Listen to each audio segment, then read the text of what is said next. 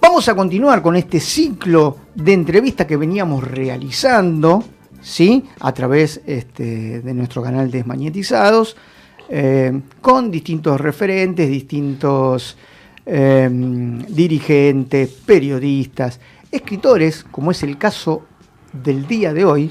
Hoy tenemos un escritor de la ciudad de Mar del Plata. Amigo. Sí.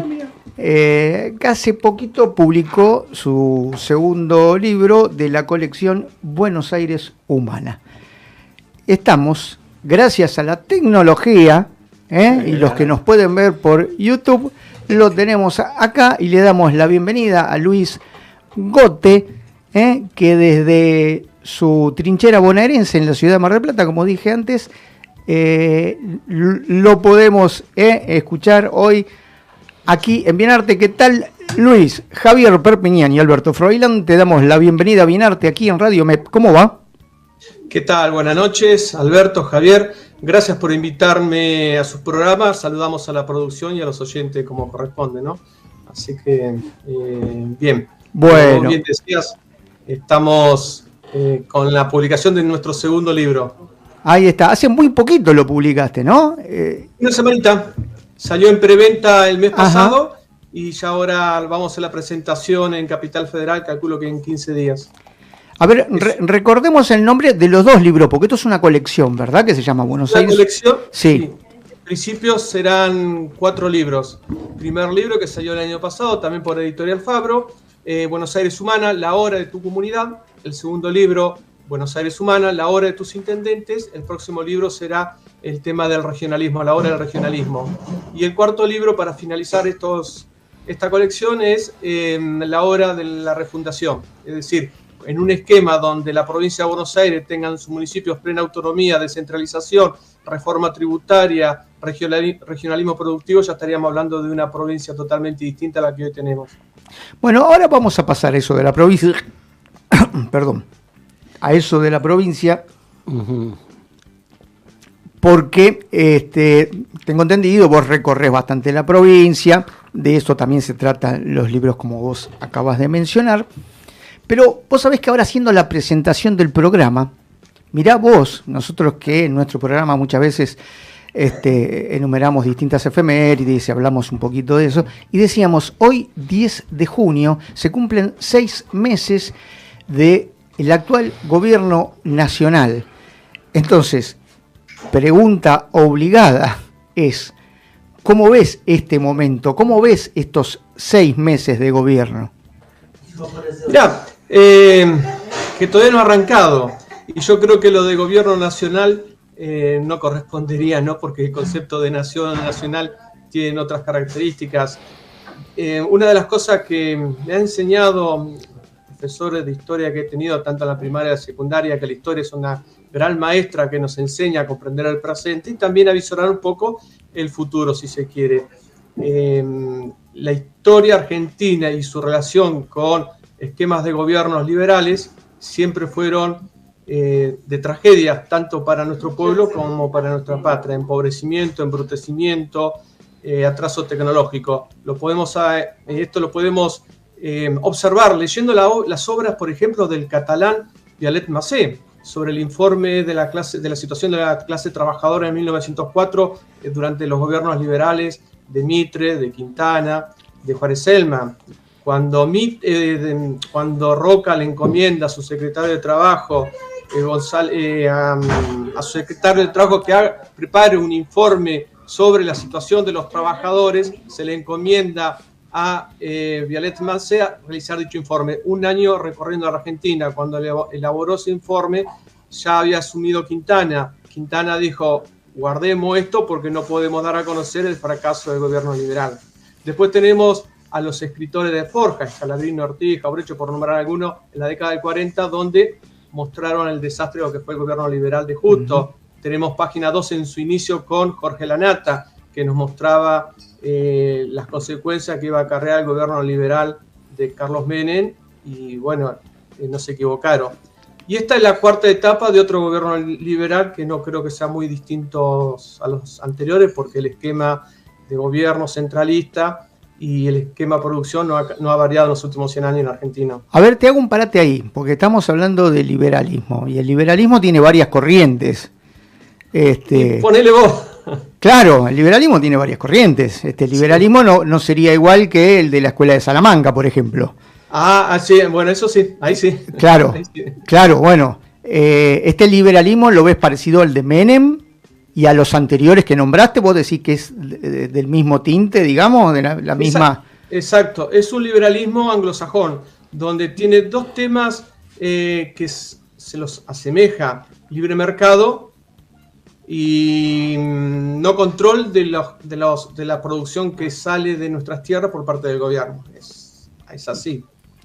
Sí, pero en los anteriores el Estado existía y para el Estado no existe. A ver, para el discurso de sus seguidores, el Estado para Milei no existe. Es un absurdo estar planteando, como dijo hace un par de días, soy el topo, voy a destruir el Estado. Claro. A ver, la definición de Estado, ¿qué se requiere para un Estado? Territorio, soberanía, legislación propia. No vamos a hacer desaparecer el Estado, que lleva y arrastra con ello nuestra soberanía, nuestra legislación propia argentina, legislación jurídica, ¿no? Y también necesita de habitantes, nos va a hacer desaparecer nosotros constituimos el Estado. Es un absurdo plantear el Estado. ¿El Estado qué es, en definitiva? Nada más que son aparatos del gobierno que administran decisiones políticas tomadas y controlan, obviamente, que se cumplan la legislación y se sancione a aquellos que no cumplan con lo que marca y establece la legislación. Es absurdo esos planteamientos del Estado, lo que es el Estado. Claro, tal cual. Ahora, me quedo, porque ahora mientras vos estás diciendo esto, recuerdo que cuando comenzamos me dijiste que estaba mal dicho gobierno nacional. A ver, acláramelo un poquito cómo es esto. A ver, ¿qué es lo nacional? La defensa de los intereses de nuestro pueblo y de lo que representa toda la historia de nuestra nación. Y este gobierno, como los gobiernos liberales, lo que menos hacen es defender estos intereses y los bienes que produce nuestra patria. Lo tenemos en la época de 1861, donde el federalismo es invisibilizado, donde desaparece como forma de organización de nuestra Argentina y es reemplazado en los hechos reales, no en los papeles, porque la Constitución establece que somos un gobierno federal. En la realidad terminamos siendo un gobierno centralista, el gobierno que siempre ha soñado o intentó imponer de alguna manera Rivadavia. Mantenemos esa misma línea hoy por hoy. El artículo 1 de nuestra Constitución es letra muerta. Hoy los gobiernos no tienen plena autonomía e independencia, tienen que arrastrarse ante el gobierno central para pedir más recursos, no tienen la autonomía necesaria como para poder administrarse. Y después vemos los recursos nuestros, los recursos naturales, como salen de nuestras fronteras sin ningún tipo de control. Y esto uno cuando viaja por las provincias, sobre todo las precordilleranas, está observando esto, cómo ingresan a los containers sin ningún tipo de control, salen de nuestra frontera y van a sus países de origen, ¿no? Y donde ahí deben declarar qué es lo que están llevando. Cuando acá figura tonelada de barro, llegan a sus países, ya sea Canadá, Estados Unidos, Arabia Saudí, Japón mismo, allá declaran la cantidad de minerales que contienen. Caso de las tierras raras, uno de los recursos tan requeridos hoy por la superpotencia utilizadas para las tecnologías, llámense aeroespacial, telefónica, ¿no? Y que acá, para nosotros, cuando sale es tierra y barro. Luis, buenas tardes, te saluda Javier Perpiñán.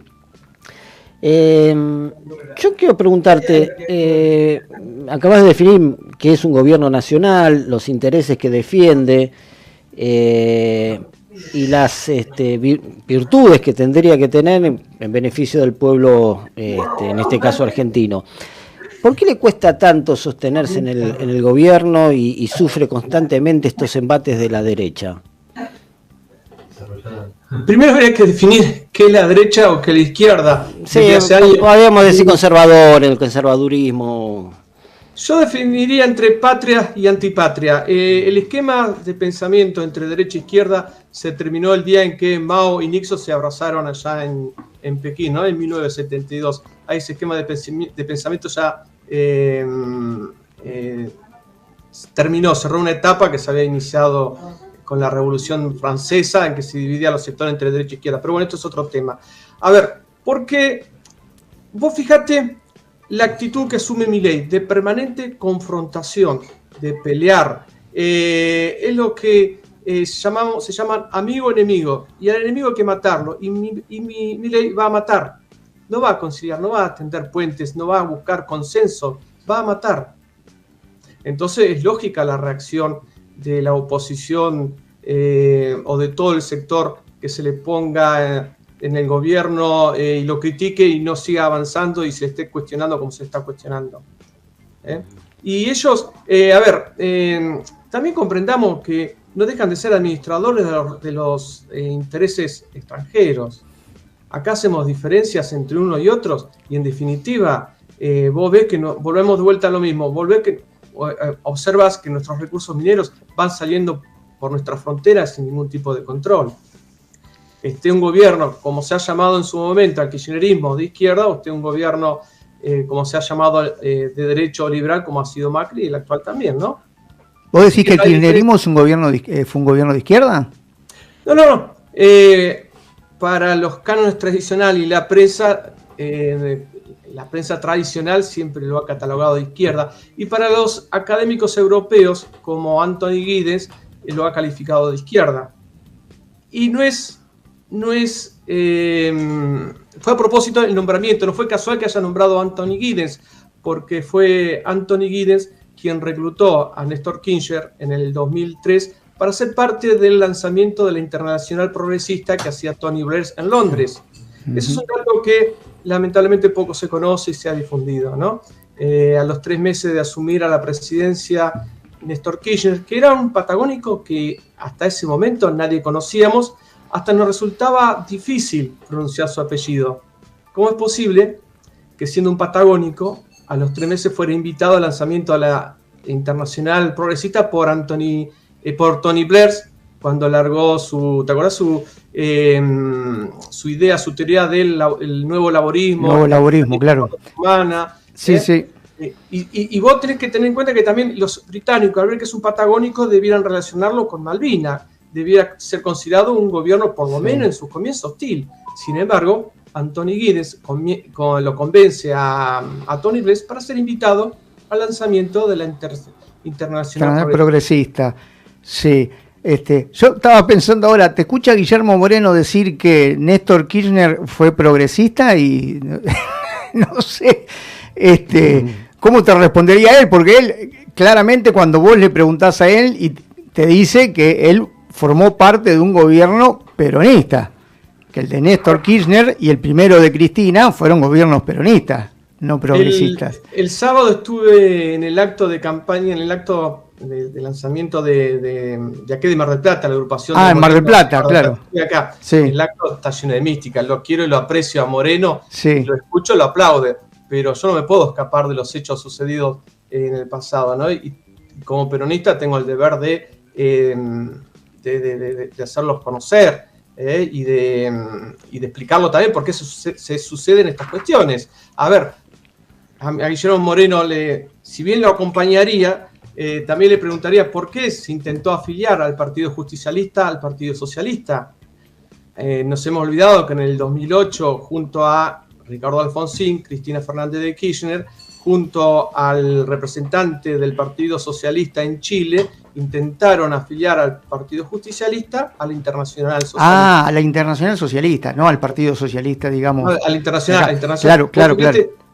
Es en el mismo lugar donde Alfonsín afilió al radicalismo en el 72, sí. traicionando todo el esquema de pensamiento que había caracterizado en su momento al radicalismo, ¿no? Que viene desde Leandro Alem. Por ahí era una forma de enterrar el neoliberalismo de la época. Era un posicionamiento político. Digo yo, por ahí, no sé si... Pero reflotando... Habría que ver el contexto político. Reflotar la línea de los no alineados, de lo cual nos había sacado Carlos Menem en su momento. Ajá. Que son más o menos los que hoy están en el BRICS, ¿no? Esa línea. Y son los países del Sahel, de África, que hoy están llevando adelante una política nacionalista, panafricanista, de unidad africana, que si se mantiene en el gobierno por lo menos 10 años, África podría convertirse en un continente en desarrollo y en crecimiento. Habría que ver ahora qué actitud va a asumir Francia cuando se ha quedado sin sus colonias, de la forma como fueron expulsados, ¿no? Sabemos cómo Europa reacciona ante esta situación. Bueno, ves, vos ahora que decís todo esto, cuando Javier, mi compañero, te preguntó por la derecha y la izquierda, vos dijiste que no existía derecha e izquierda, pero posicionaste al kirchnerismo a la izquierda. Claro, por eso aclaré del periodismo clásico tradicional, que tiene todavía ese esquema, ¿no? Y la mentalidad académica europea muchas veces les resulta difícil escaparse de estas ideas de derecha e izquierda, por eso no comprenden ni entienden el peronismo. Claro, sí. Es que hoy el mundo...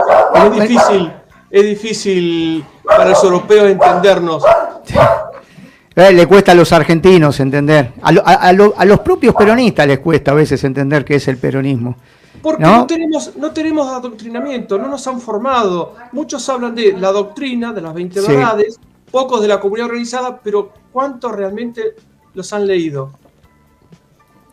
Y vos, ahí está, sí, creo que tenés razón. ¿Y cuál sería entonces hoy el peronismo? ¿Dónde lo encontramos hoy? ¿Dónde está el peronismo? En las bases, en la militancia. ¿Y qué debiera hacer el peronismo para volver al poder? ¿Sentarnos a esperar que se caiga Milei? A ver, trabajar desde la base. Hoy la pelea que debemos dar, si bien ustedes se acordan que en los 60 se hablaba de la hora de los pueblos, hoy tenemos que hablar de la hora de los municipios. Tenemos que cada uno en su propio municipio, por lo menos... Ahí vamos a tu libro, ahí. Claro, pelear por el tema de las autonomías, pelear por el tema de las organizaciones, lo que nosotros conocíamos como organizaciones libres del pueblo, organizarse para poder coadyuvar en las tomas de decisiones políticas de los municipios, de los intendentes. Tenemos que romper con el esquema centralista bonaerense, descentralizar la provincia de Buenos Aires y permitir que nuestros municipios tengan autonomía plena. No es porque lo diga yo o porque deba ser una bandera que levante el peronismo, también porque lo dice la Constitución Nacional reformada en el 94, en el artículo 123, y porque es parte de la doctrina federal. Esto lo que estoy diciendo ya lo había dicho Dorrego en su momento, lo había dicho de alguna forma Artigas, es decir, hay toda una línea histórica que en 1861, con la batalla de Pavón, donde Urquiza le entrega el campo de batalla a Mitre, esa línea o esa doctrina fue invisibilizada.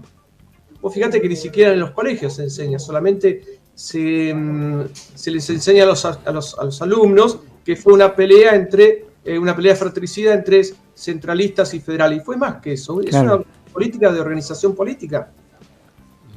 Claro. Bueno, ¿y por qué pasa? ¿Y por qué vos decís que no hay autonomía en los municipios? ¿Qué es lo que ocurre ahí? Vos que conocés bien la provincia de Buenos Aires, porque estamos ahora hablando específicamente de la provincia de Buenos Aires,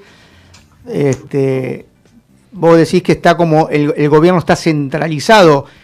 Esto vos querés decir que está todo centralizado en La Plata y no hay autonomía por parte de cada uno de los municipios. ¿Qué les falta para tener autonomía? ¿Por qué no la hay? Mirá, en el 2014, charlando con Felipe Solá, le pregunto, ¿por qué siendo el gobernador y donde antes de ser gobernador había escrito algunos artículos, se había expresado en referencia a las autonomías municipales, al tema de la descentralización? Le pregunto, que él, siendo gobernador en su momento, ¿por qué no llevó adelante esta cuestión? Y él me responde, ¿quién va a querer ser gobernador si no se maneja la caja? ¿Entendés ahora el concepto de poder para los políticos? Es pura vanidad, es sentirse poderoso, y la única forma para sentirse poderoso es tener la herramienta del dinero, es decir, de la tributación, de la coparticipación tributaria, donde los intendentes vengan a La Plata a pedir la cuota parte que le corresponda. ¿Y vos lo ves a Kicillof, gobernador de la provincia, con estas intenciones de abrir el juego hacia las intendencias? No, ya lo manifestó el año pasado varias veces. Él dijo, ¿para qué quieren los municipios autonomía si quieren realizar obras de gobierno? Que vengan aquí y yo les entregaré el dinero, les daré el dinero. me hacía acordar a más o menos un esquema de los sistemas feudales, ¿no? Donde estaba el rey y los diferentes señores con en sus cortes, en sus castillos, si necesitaban presupuesto iban al rey a pedírselo, y eso tenía que contribuir con soldados, ¿no? Acá más o menos el esquema es similar, vos no tenés que contribuir con soldados, sino con votos. A mayor cantidad de votos vas a tener la benevolencia del gobernador. Por eso algunos municipios tienen más ingresos que otros, obviamente.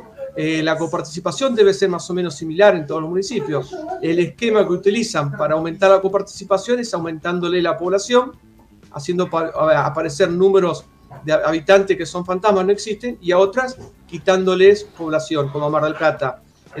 Aquí en Mar del Plata hay una pelea entre el intendente y el gobernador. ¿Cuántos habitantes tenemos? Oscila entre 650.000 y 1 millón de habitantes. Es decir, hay 350.000 habitantes que de acuerdo a la conducción política van a reflejar o no. O en La Matanza, cuando recientemente se habló de que tenía 2.400.000 y no llega a 2 millones de habitantes, por ejemplo. Y casos como eso hay muchos.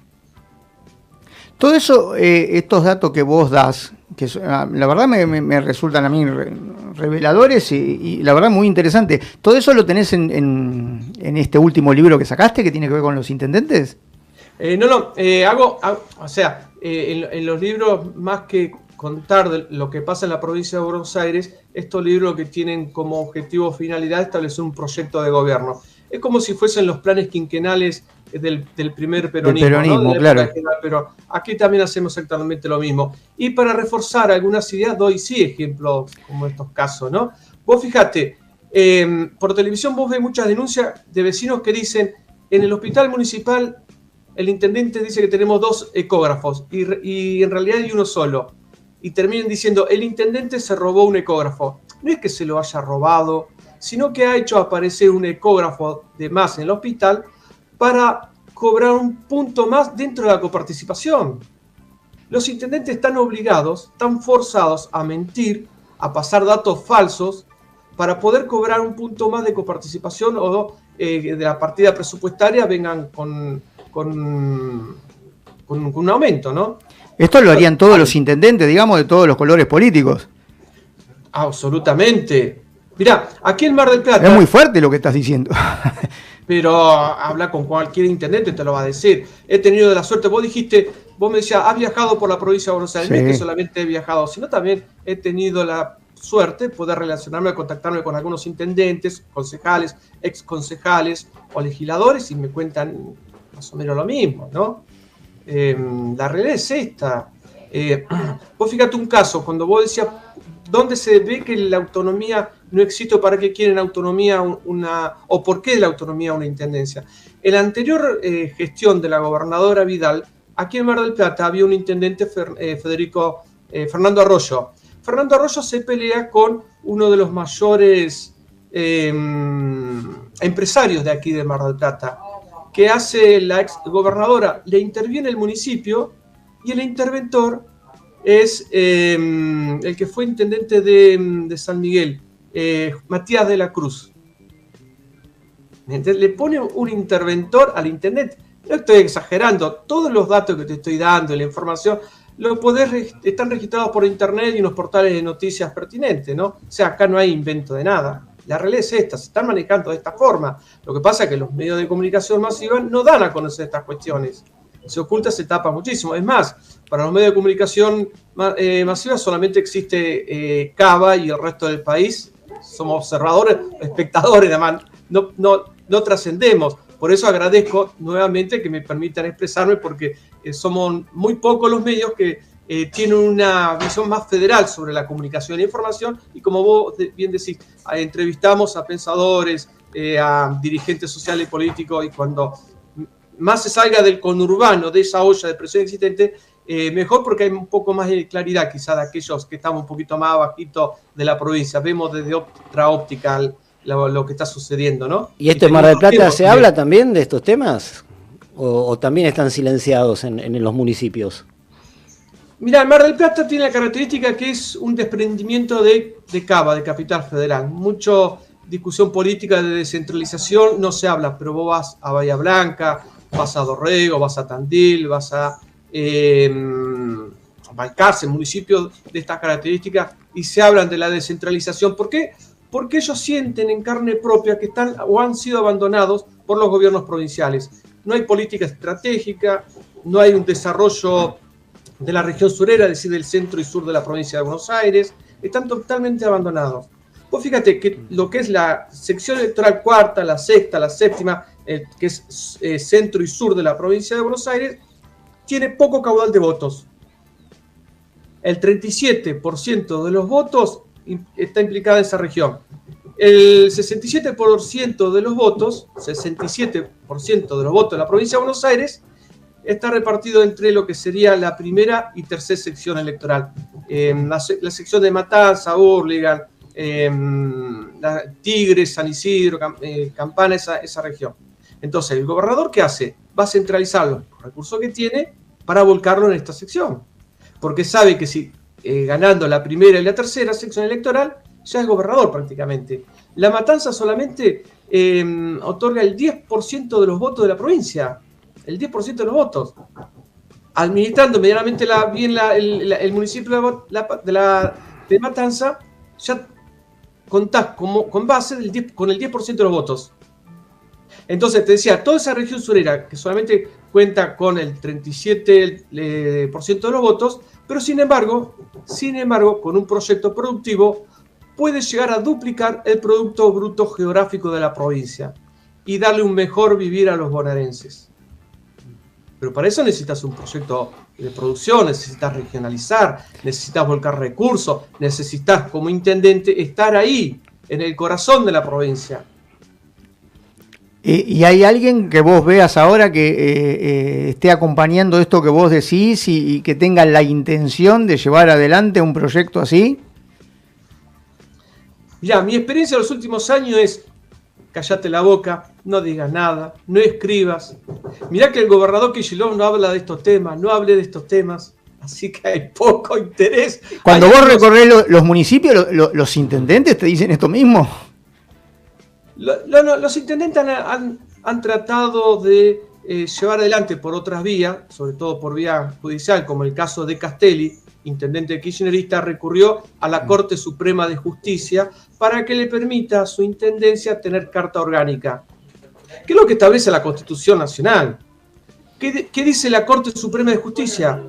Que no se procedió correctamente, que debían haber procedido, se debió haber procedido primero ante la Suprema Corte de Justicia de la provincia de Buenos Aires. El mismo caso sucede en la provincia de Santa Fe, que también tiene la misma problemática que la provincia de Buenos Aires, que tiene un esquema centralista. Los municipios no tienen autonomía. En su momento se promovió ante la también Corte Suprema de Justicia para que se habilite a Santa Fe tener autonomía. La Corte Suprema de Justicia le dice al gobernador Perotti que debe reformar su constitución para permitirle a los municipios ser autónomos. Cosa que no hizo con la provincia de Buenos Aires ni con Castelli. Le dice: señora, recurran ustedes a la Suprema Corte. Y la Suprema Corte, los jueces de la Suprema Corte, y son muy amigos del poder político de la provincia. Difícil que puedan acceder a otorgarle... Pero esto pasa entonces en todas las provincias, tanto en Buenos Aires como en Santa Fe, no sé si en Tucumán, en Salta, todas las norte... Todas las demás provincias han reformado su constitución. En todas las demás provincias establecen que los municipios son autónomos, pero los gobernadores han trampeado esta exigencia de la Constitución Nacional. A finales creo que fue en el 99, por ejemplo, el gobernador de La Rioja reforma la Constitución y en una cláusula establece que las cartas orgánicas quedan suspendidas hasta que no se reformen de acuerdo a lo estipulado por la Constitución de la provincia de La Rioja. Hasta el día de hoy las cartas orgánicas han quedado suspendidas. Formosa y el Chaco establecen que solamente podrán tener autonomía municipal aquellas ciudades que cuenten con más de 30.000 habitantes. Decime, ¿qué ciudad puede tener 30.000 habitantes en el Chaco y Formosa? Bueno, La Pampa, por ejemplo... Sí, decime. La Pampa, por ejemplo, establece que los municipios son autónomos, pero que no tendrán carta orgánica, que habrá una ley general para todos los municipios de La Pampa. Bueno, nos has abierto un nuevo panorama. La verdad que no habíamos escuchado nunca. Claro. Nunca habíamos hablado con nadie de este tema. La verdad que nos has abierto ahí, ¿no? Como para poder indagar un poquito más y te vamos a hacer caso. Sí, Alberto, sí. Javier, a ver, la provincia de Buenos Aires, por su población y extensión geográfica, ocupa el número 65 si lo comparamos con los países del mundo. De 194 países, ocupa el lugar número 65 por población y extensión. Sí. Con la capacidad de producción que tiene, porque es inmensamente rica esta llanura. Yo creo que es la tercera o cuarta llanura más importante del planeta. Si producimos, si logramos motorizar su matriz productiva y a esto le generamos producción de microcomponentes, de microprocesadores o chips como Taiwán, porque tenemos todo el material para hacerlo, estaríamos entre las 15 economías más importantes del mundo y no estoy exagerando. Tenemos todo para hacer eso. Ahora, ¿qué es lo que sucede? ¿Por qué no sucede? Falta de voluntad política. Porque primero tenés que tomarte una serie de medidas. Por ejemplo, desconurbanizar para repoblar toda la región sur y norte, sur y centro de la provincia de Buenos Aires. Ustedes, mira, hay el 4% de la geografía de la provincia de Buenos Aires vive el 70% de los bonaerenses, 12 millones de bonaerenses. El 96% de la región más rica y productiva de la Tierra del planeta solamente vive 6 millones de personas, 52 habitantes por kilómetros cuadrados, la media de 55. En el conurbano hay sectores, regiones que tienen 8.500 habitantes por kilómetros cuadrados. Sí, como que la población está bastante despareja. Sí. Obviamente. Sí, podríamos ir a indagar un poquito más y llegar a ver por qué hay tanta población en el Gran Buenos Aires. Bueno, nos llevaría a un análisis más profundo que tendríamos que debatir bastante. Pero la verdad que me gustó esto que tiraste y la verdad que lo vamos a seguir de alguna manera y conversaremos con algún... Vemos si conversamos con algún intendente o vemos alguna forma de indagar un poquito más, porque esto está bueno, esto de tener estas charlas y abrir la cabeza y pensar, ¿no? El país también desde otros lugares está muy bueno. Yo te agradezco mucho, Luis, agradezco tu tiempo. Yo te quiero hacer una última consulta, tiene que ver con tu libro y tiene que ver que escribiste Buenos Aires con Y, ¿no? Aires con Y. ¿Por qué? Porque es una forma de tener presente que derivamos de una cultura que es la hispana o hispanista. Vos fíjate que después de 1861 se trató de romper ese cordón umbilical, ¿no? Con una mirada atlantista pro-británica.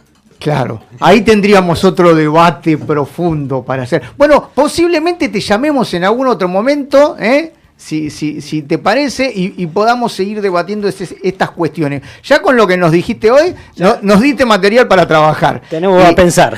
Y agradecemos mucho tu tiempo, Luis. No, gracias a ustedes por incorporar una voz desde afuera de lo que es el conurbano capital. No, incorporamos bastante, Tenemos, si vos ves en nuestro canal de YouTube Desmagnetizados, ahí tenemos de Córdoba, de Neuquén, tenemos de varios lugares. Es importantísimo para una concepción federal y para tener visiones distintas. Como puedes ver, estoy un poco enojado con el centralismo porteño. Y está muy bien, y está muy bien. Se olvidan. Y está muy bien, acá hay un espacio, así que muchas gracias, Luis. Te molestaremos en otro momento entonces. Un fuerte abrazo para todos ustedes, muchas gracias. Gracias, abrazo grande. Muy bien, así pasó por acá, por Bienarte, el escritor Luis Gote.